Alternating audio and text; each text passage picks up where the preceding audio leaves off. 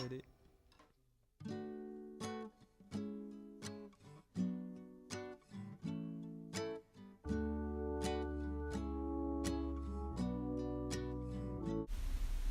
Floods began in late July of 2010 from monsoons which affected the Indus River basin.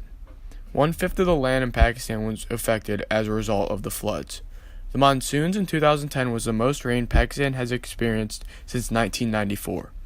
Flooding occurs in Pakistan every year, and during monsoon season, rain typically moves from the east to the northwest and becomes less destructive as it moves across the country towards Afghanistan. During the summer, a large portion of the jet stream was forced further south than usual, which allowed a wave of low pressure to come through.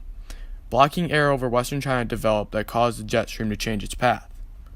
This low pressure in the jet stream collected moisture from the Mediterranean Sea, and usually the western wave misses Pakistan completely and moves towards Afghanistan.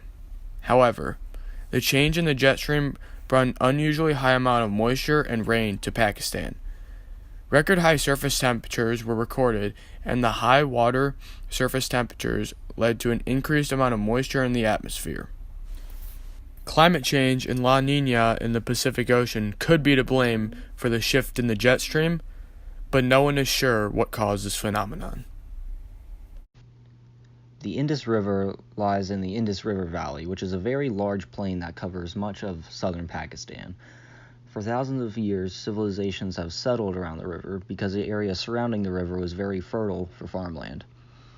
The Indus River is fed in the north by three major rivers. They are the Kabul, Jhelum, and the Kanab rivers. Around 21 million people were either affected or displaced during this flood, with around 1,780 people dead.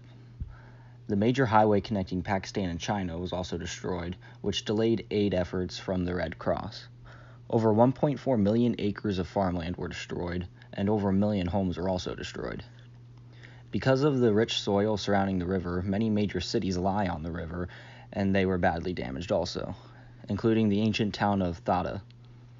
The total cost of the damages were $43 billion. The Indus River, and all of Pakistan for that matter, are very prone to monsoons, and the risk for an unusually large rainy season is always going to be there.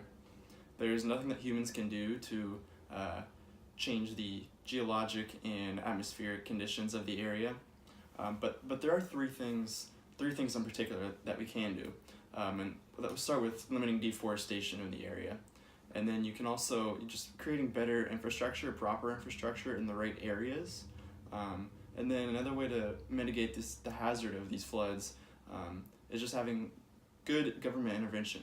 It's something that all three of these things Pakistan really lacks, and improving these three could greatly help their cause. So on the ways to mitigate this hazard, starting with deforestation. Deforestation, basically, it reduces the water retention capacity of the forest, in this case, the forest in the floodplain area.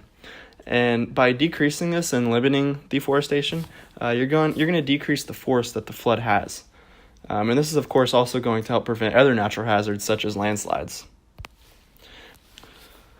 Inappropriately built infrastructure is another problem, and this includes the dams, railways, bridges, roads, and houses, and this contributes to making flood impacts worse. By adding regulation to the design and location of the infrastructure, you will definitely decrease the number of people at risk. And lastly, like I said, government intervention is a great way to help mitigate this hazard, but unfortunately, it was very minimal during this disaster and continues to be so even after such a catastrophe. Simple things like warning systems and basic emergency supplies can greatly reduce the effect a flood can have on a community, but unfortunately, there's been little effort to invest in the disaster of risk reduction from the Pakistani government.